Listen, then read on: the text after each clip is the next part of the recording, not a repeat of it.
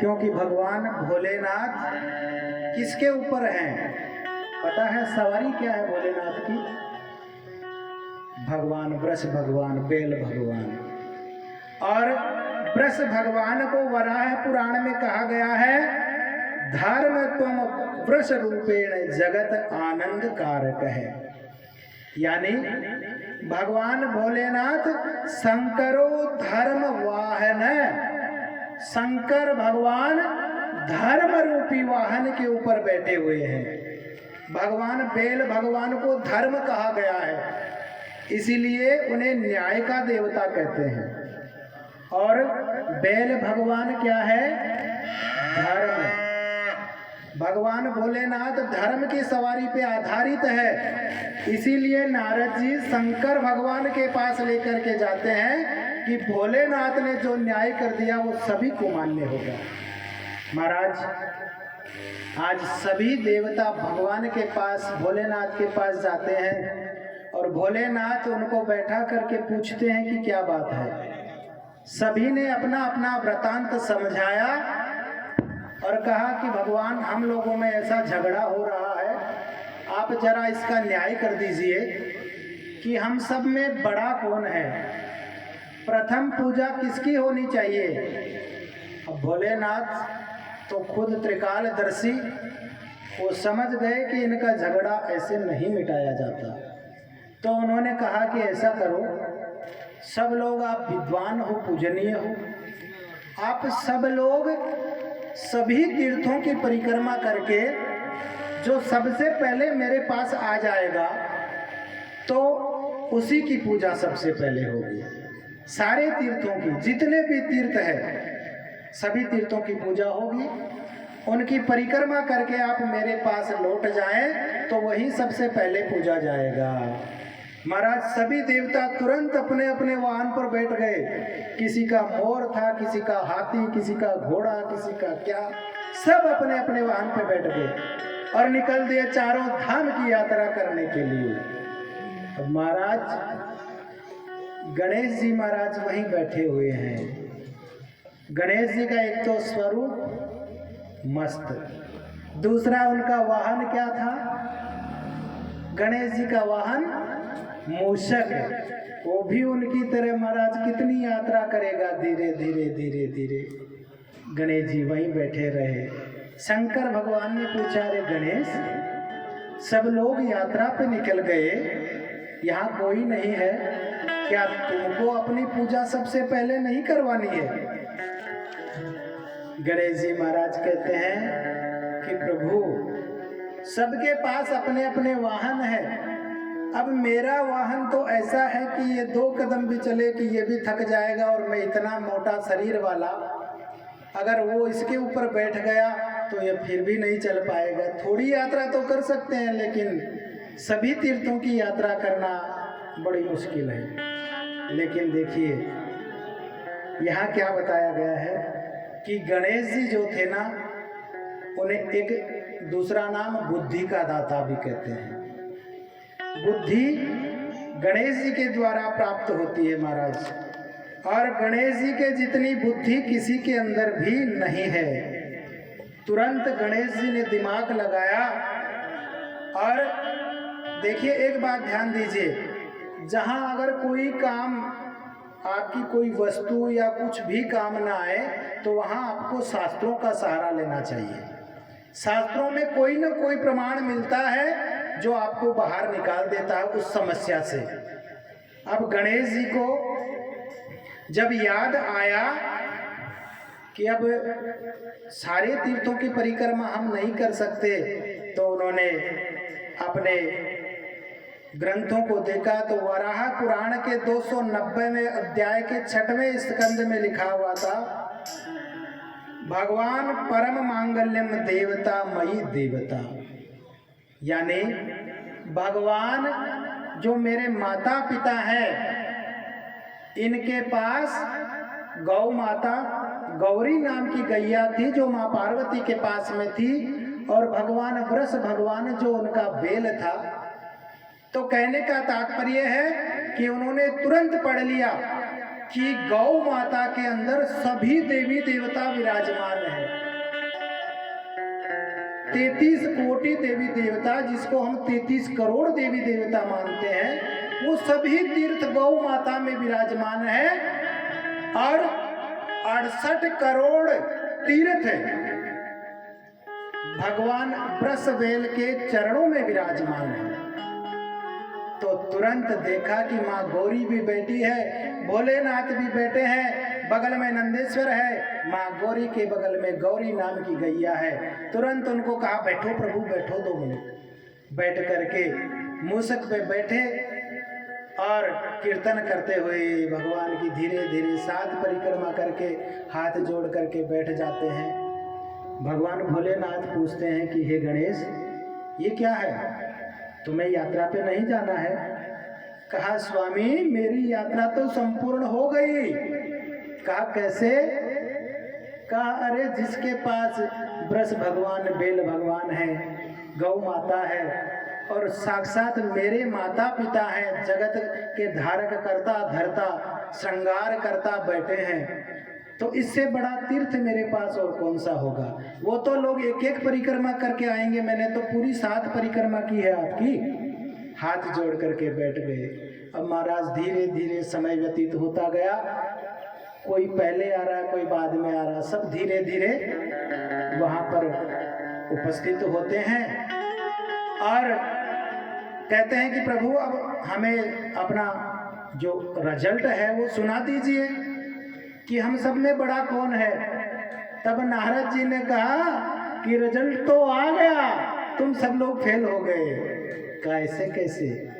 कहा अरे जिसने भगवान अपने माता पिता और गौ नंदी सहित अपने माता पिता की परिक्रमा की, वही सर्वदेवों में पूज्य है। अब एक छोटा सा गणेश जी का भजन होगा। तो भगवान गणेश जी इसीलिए सब देवों में पूज्य हैं, इसीलिए पूजा की जाती है। यह प्रमाणिक चीज है महाराज, क्योंकि अगर आपसे कोई पूछे कि गणेश जी की पूजा सर्वप्रथम क्यों की जाती है, तो ये गौ कथा में सबसे पहले कथा आती है, इसीलिए गणेश जी की सर्वप्रथम पूजा होती है। प्रेम से भगवान गणेश का एक भजन करेंगे।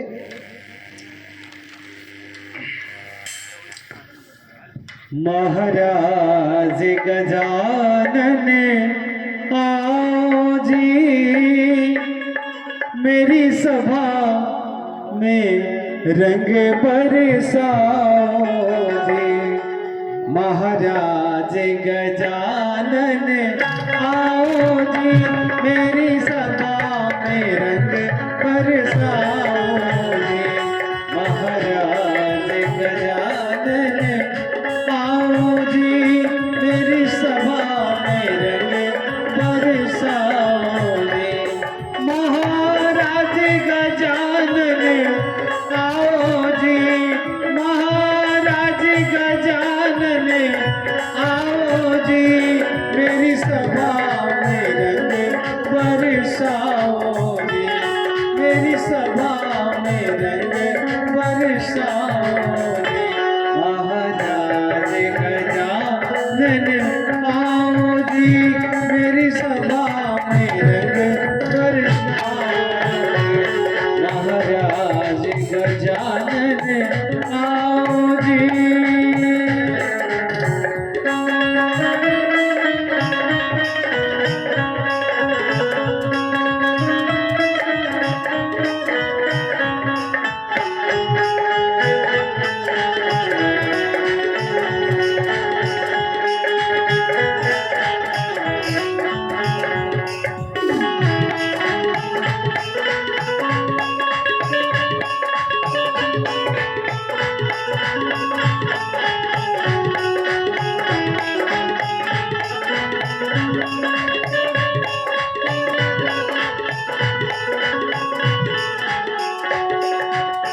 पार्वती के पुत्र गजानन,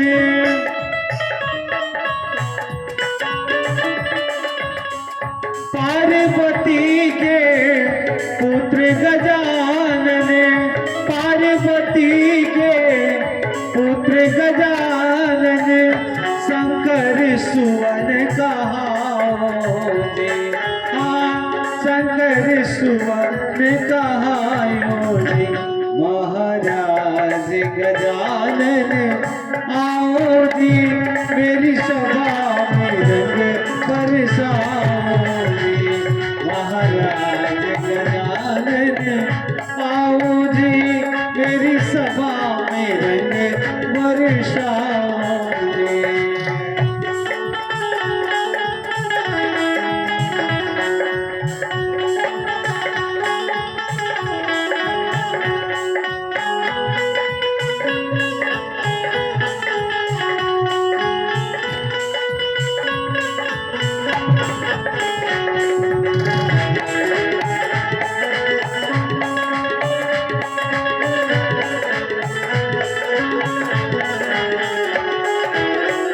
चंदन चौकी यहाँ गजानन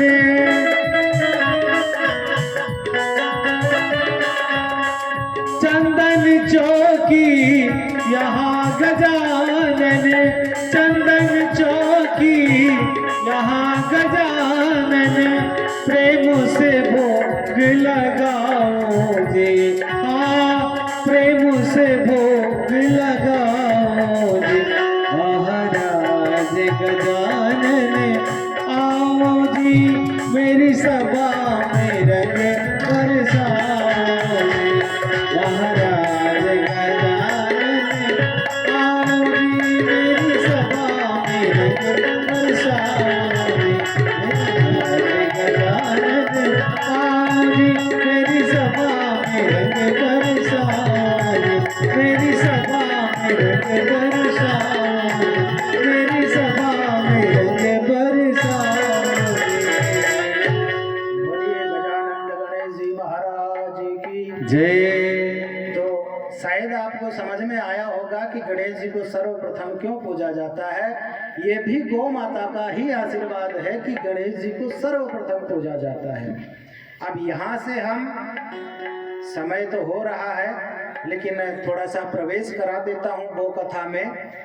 यहाँ से हम गौ कथा में प्रवेश करने जा रहे हैं। ये प्रारंभ है, प्रथम दिवस है। देखिए जब द्वापुर संपूर्ण हो रहा था और कलयुग का प्रवेश हो रहा था उस समय सभी देवी देवता घबरा गए थे। सबके मन में एक शंका थी और सब बहुत बुरी तरह से डर गए थे कि महाराज अब हम क्या करेंगे, कलयुग आ रहा है, हम कहाँ जाएंगे। तो सभी इकट्ठे होकर भगवान विष्णु के पास जाते हैं और प्रार्थना करते हैं कि हे विष्णु भगवान अब हमें बताइए हम क्या करें, कहाँ जाएं, कलयुग आ रहा है। और कलयुग में तो ना माता पिता की कद्र होगी ना किसी की कद्र होगी। हमको कौन पूजेगा, हमारी पूजा कौन करेगा, हमारी अर्चना कौन करेगा, कहाँ जाएंगे हम। तब विष्णु भगवान ने कहा देखो ऋषियों से तो कहा कि आप लोग महात्मा लोग हो, आप नैमिषारण्य में चले जाओ, वहां जाकर के निवास करो। तो आपने कथा सुनी होगी शौनकादि 88,000 ऋषि नैमिषारण्य में जाकर के तपस्या करने लगे। और रही बात देवताओं की, तो देवताओं से कहा कि देवताओं आप ऐसी किसी वस्तु को ढूंढो जो पवित्र हो, उसमें आप निवास करो। तो कहने का मतलब हम लोग गंगा जल को पवित्र मानते हैं, सबसे पवित्र गंगा जल को मानते हैं ना। लेकिन यहाँ भी ये बात मिथ्या साबित होती है। गंगा जल का हम लोग पान कर लेते हैं तो गंगा जल शरीर में पीते हैं तब तक तो ठीक है, लेकिन गंगा जल पसीने के द्वारा आ जाता है तो क्या वो पवित्र होता है? अपवित्र हो जाता है। मूत्र के द्वारा आता है तो अपवित्र हो जाता है। प्रसाद हम खा लेते हैं तब तक तो ठीक है, लेकिन वो भी मल के द्वारा अपवित्र हो जाता है। तो देवताओं को लगा कि कोई पवित्र चीज इस दुनिया में है ही नहीं, कहाँ जाएं? तो महाराज देवताओं ने भी यहाँ क्या किया, ग्रंथों का सहारा लिया। मैंने बताया ना, जब तक कोई ऐसी समस्या आ जाए तो वहाँ ग्रंथों का सहारा लेना चाहिए। एक अपने मारवाड़ी भाषा में है, कहावत है ना कि सूझ्या बीचे बूझो बोलो। तो जब खुद को कोई समझ में ना आए तो किसी से पूछ लेना चाहिए, बुजुर्ग आदमी से। इस प्रकार से देखिए हमारे महात्मा जी पीछे से आवाज लगा रहे हैं कि समय हो रहा है। तो छोटा सा मैं आपको बता देता हूं कि देवताओं ने ग्रंथों का सहारा लिया और अग्नि पुराण के 292 अध्याय में लिखा था, गवा है पवित्राणाम पवित्रम, गवा पवित्राणाम पवित्रम, गाय पवित्र से भी पवित्र है। तब देवताओं को इसका जवाब मिल गया कि देखो गौ माता सबसे पवित्र है। और फिर अग्नि पुराण में देखा तो अग्नि पुराण के 264वें अध्याय में लिखा था, सौरभे सर्वहिता पवित्रा पापनाशनम। सौरभी नाम की जो गैया थी वो पवित्र में भी पवित्र है और सभी पापों का नाश करने वाली है। इसलिए दूसरा प्रमाण उनको मिल गया। तो महाराज कथा तो बहुत लंबी है, बड़ा आनंद आएगा, सुनते जाइए। लेकिन अभी माफी चाहूंगा, समय नहीं है। तो आज इतना ही। कल फिर इस गौ माता रूपी गंगा में हम लोग फिर स्नान करेंगे। आप समय पर आइएगा, आप लोगों का अहोभाग्य है। संत समागम हरि कथा तुलसी दुर्लभ होय, शुद्ध दाना और लक्ष्मी पापी के भी होय।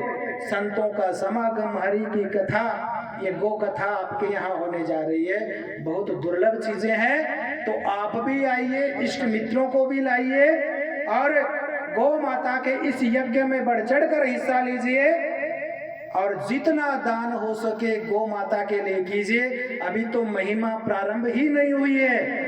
अपने राम आपको ऐसी चीजें बता देंगे कि आप हमेशा के लिए मजबूर हो जाएंगे। जब तक गौ माता का दर्शन नहीं कर लेंगे तब तक आप लोग चाय भी नहीं पिएंगे, ये हमारा वादा है। ऐसा आपको बता करके जाएंगे। तो माफी चाहते हैं, आप लोग अभी आरती करेंगे।